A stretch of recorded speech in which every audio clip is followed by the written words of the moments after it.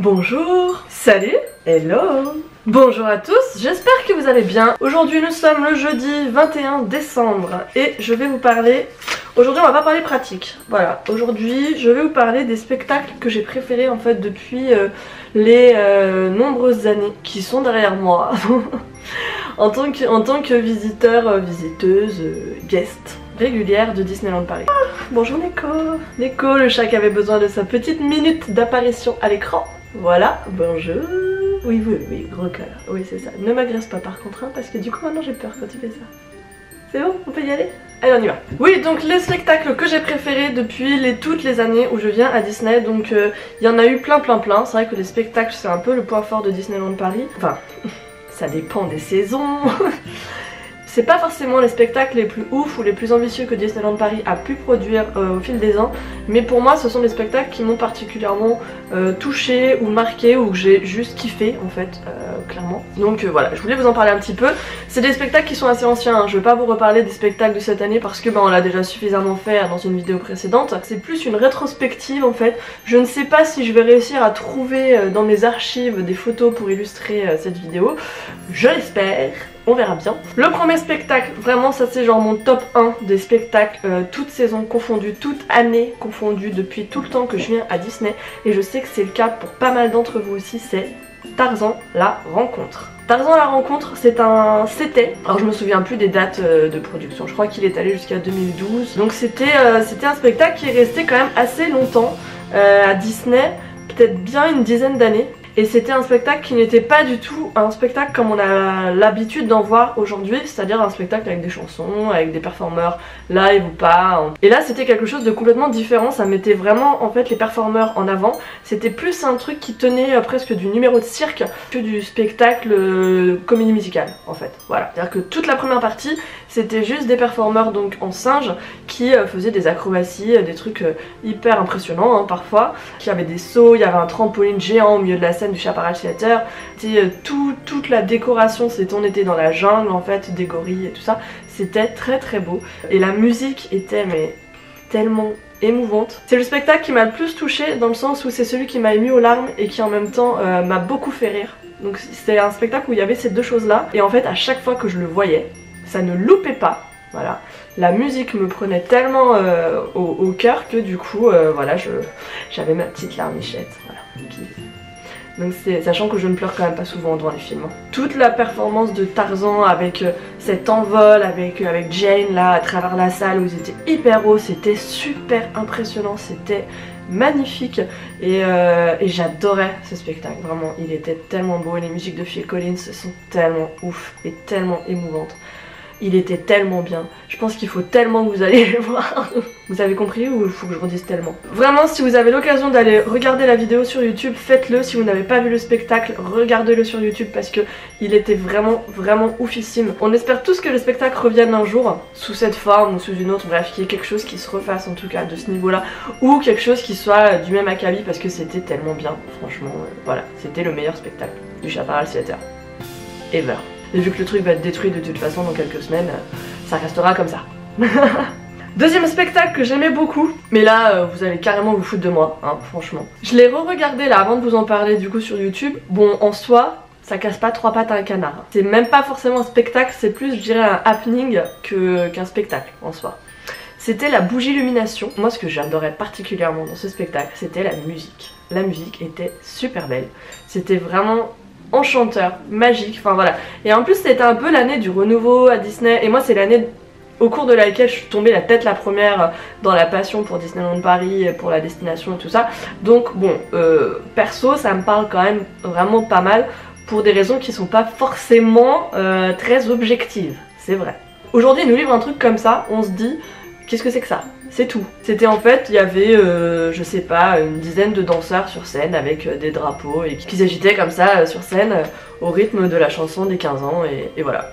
Et après donc il y avait les personnages, Mickey, Minnie, Tic et Tac, Dingo, Pluto, bref, et compagnie. Avec les tenues donc du 15e anniversaire qui arrivaient sur scène.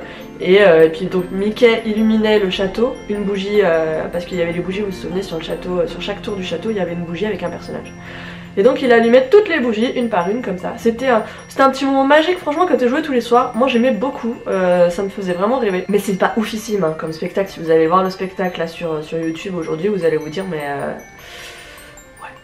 pas grand chose quand même. Hein. Troisième show, je sais pas si vous vous en souvenez, Mickey et la magie de l'hiver. Mickey et la magie de l'hiver, c'est pareil, c'est un spectacle qui est quand même resté assez longtemps. C'est quelque chose qui était là aussi joué au Chaparral Theater, donc le Chaparral Theater a quand même hébergé des spectacles qui étaient quand même canon. Je veux dire, avant de se taper la Reine des Neiges pendant 4-5 ans, il y avait quand même des choses qui étaient vraiment sympas avant.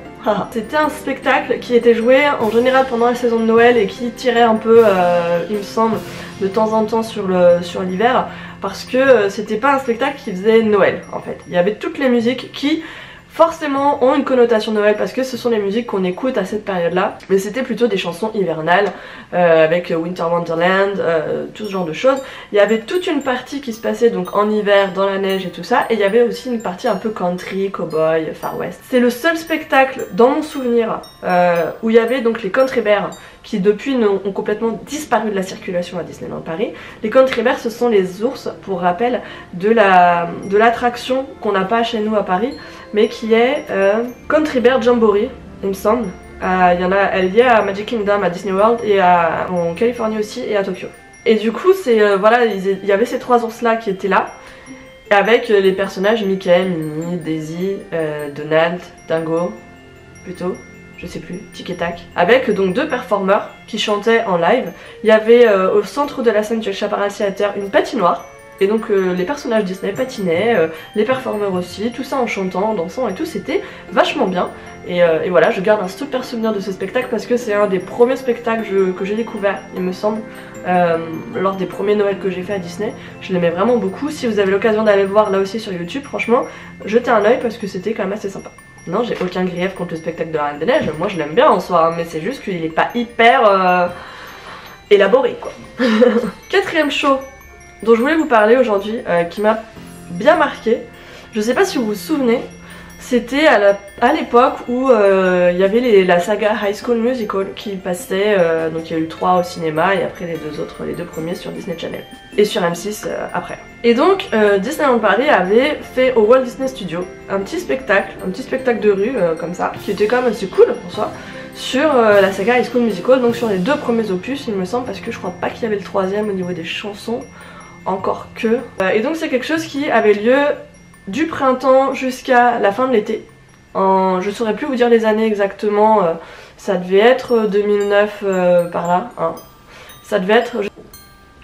Et donc c'était un spectacle qui était joué, qui partait en fait de la sortie vers Rock'n'Roller Coaster là-bas là, et qui allait en fait, qui suivait la route de la parade, donc l'ancienne route de la parade parce qu'il n'y a plus de parade au Walt Disney Studio. Donc il faisait 2 ou 3 stops, je sais plus, avec le spectacle donc qui était joué comme ça directement dans la rue. C'était un truc assez sympa. En plus c'était du live, les performeurs chantaient en live. Donc ils faisaient participer aussi les enfants qui étaient là. Il y avait des caisses avec des jouets, des jeux et des ballons de basket et tout ça où les enfants pouvaient shooter dans les paniers et tout ça. Et moi j'aimais beaucoup voilà, la saga High School Musical, c'est un peu, j'avoue, c'est un peu mon péché mignon, le truc, le petit plaisir coupable. C'est pas du grand cinéma mais t'aimes bien regarder ça, voilà. C'était de mémoire un des seuls trucs que j'ai vu en animation au Walt Disney Studio. Franchement, en spectacle vraiment comme ça, non, j'ai l'impression qu'il n'y avait pas tellement d'autres choses. De temps en temps, je sais que là, il y a les Indestructibles qui sortaient l'année dernière et tout. Franchement, sorti des parades et donc de la Stars and Cars et de la cinéma, je me souviens même plus du nom, parade, voilà, il n'y avait rien en fait. Et aujourd'hui, il se passe toujours rien, à part donc la marche du Premier Ordre, là qui sort avec la saison de la Force. Mais ça reste, voilà. Ça reste ponctuel, et donc ce serait bien qu'ils refassent un peu des animations comme ça au Walt Disney Studio parce que bah justement, vu qu'ils cherchent un peu à redorer ou en tout cas à lui donner une identité, bah ça serait bien de faire un petit truc comme ça, des petits happenings de temps en temps sur des franchises un peu sympas. Je dis ça, je dis rien. Hein. 5ème show, et je terminerai là-dessus. Ça c'est quelque chose qui est beaucoup plus récent parce que c'est quelque chose qu'il y avait l'année dernière dans la saison d'Halloween. Donc la saison de 2016, très important parce que la saison de 2017 on va pas en parler, hein, il y avait rien. Sur la saison de 2016, donc il y avait sur la scène du Théâtre du Château, il y avait 2 spectacles. Il y avait le spectacle C'est bon d'être méchant, version Cruella, et la version Evil Queen, donc la méchante reine de Blanche-Neige. Et celui que j'aimais trop, c'était la version de Cruella.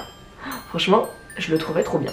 En fait c'était deux musiques différentes, donc c'est ce qui est changé tout, parce qu'en soi le spectacle en lui-même, il n'y a pas de grosse différence, c'est pas exactement les mêmes méchants qui sont là quand vous êtes avec Cruella ou quand c'était avec Evil Queen, mais voilà, je trouvais que la musique de la version Cruella était super cool, et j'étais tellement triste franchement qu'ils ne le remettent pas cette année, j'étais dégoûtée quoi. Et donc la version Cruella était vraiment cool, vraiment entraînante, elle donnait grave la pêche, et j'adorais la chorégraphie un peu genre Snob, tu vois, et tout, je trouvais ça trop bien. Ah non, j'aimais beaucoup la version de Cruella. C'est un personnage qui, je trouve, au fil des années gagne en qualité. Enfin, et vraiment, ça serait bien qu'il l'exploite un peu plus pendant la saison d'Halloween parce qu'il y a vraiment des choses bien, je pense, à faire avec ça. Ce spectacle-là était vraiment sympa. Donc là aussi, il y a des vidéos sur YouTube. Il me semble que j'en avais mis une sur la chaîne l'année dernière.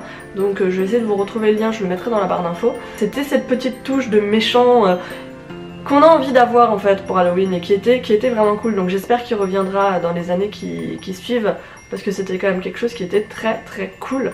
Et donc Cruella en maître de cérémonie avec cette musique qui était un peu plus rock'n'roll, un peu plus pop, voilà, plus galvanisante il me semblait, ça donnait vraiment la pêche, on voyait beaucoup plus de gens en train de danser un peu sur cette musique que sur la version Evil Queen. Voilà. Donc c'était 5 spectacles que j'ai beaucoup aimé depuis donc 2007 on va dire, que j'ai à Disney très régulièrement et que je vous encourage vraiment à aller voir sur YouTube si vous en avez le temps et l'occasion parce que c'était des spectacles qui étaient vraiment cool et donc ça vous donnera un petit aperçu de ce qui se faisait avant à Disney. On va terminer sur la semaine sur quelque chose sur des vidéos qui sont un petit peu plus perso, donc voilà, c'est plus mon approche à moi plutôt que des conseils pratiques et tout ça. Donc demain je vais vous parler de mes souvenirs préférés de Disney. Voilà, des souvenirs que j'ai achetés ou que j'ai trouvé au fil du temps à Disney. Et voilà, je vais vous montrer ça. Voilà, à demain. Bisous. Ciao. Avant de vous laisser, il y a quelque chose dont je voulais absolument vous parler. Jusqu'au 25 décembre inclus, Disney s'engage à reverser 5 $ à l'association Make-A-Wish pour toute photo publiée sur les réseaux sociaux Instagram, Twitter, Facebook avec le hashtag ShareYourEars. Cette association Make-A-Wish, pour info ou pour rappel si vous la connaissez déjà, c'est une association qui permet en fait aux enfants malades de réaliser leurs rêves. Et donc vous le savez, vous l'imaginez en tout cas, Disneyland Paris fait partie de ces rêves et donc eux ils s'engagent à reverser 5 $ par photo publiée avec le hashtag ShareYourEars. Je vous remets le hashtag là en barre d'infos, je vous invite vraiment à partager votre photo avec vos oreilles de Mickey, de Minnie. Même si vous n'avez pas des oreilles comme ça, vous prenez 2 assiettes, vous les mettez comme ça, vous mettez le hashtag ShareYourEars et bim, ça marche quoi. Et ça fait plaisir à des enfants, ça aide une association et c'est vraiment la bonne action à faire en cette fin d'année. Voilà, je vous invite vraiment à le faire. Moi je vais le faire tout de suite, regardez. Tac, tada. Et voilà, c'est fait. Je fais ma publication tout de suite et maintenant c'est à vous, je compte sur vous. J'espère vraiment que vous tous les abonnés à la chaîne Hello Maureen, vous allez pouvoir participer à ça, que vous allez aider cette association à continuer à faire son travail correctement et à financer des opérations comme celle-ci. Ils ne financent bien sûr pas que des rêves qui se réalisent à Disney, mais également plein d'autres choses. Ils aident les enfants à réaliser leurs rêves quels qu'ils soient, que ce soit de visiter un musée, que ce soit de visiter un champ de course, à faire des trajets en quad, à faire de la moto, à faire... Bref, n'importe quel rêve, ils aident à le financer. Et voilà, en cette fin d'année, je vous invite vraiment à le faire parce que c'est important. Je vous fais des bisous et à demain. Et pensez à vos oreilles les amis, pensez-y.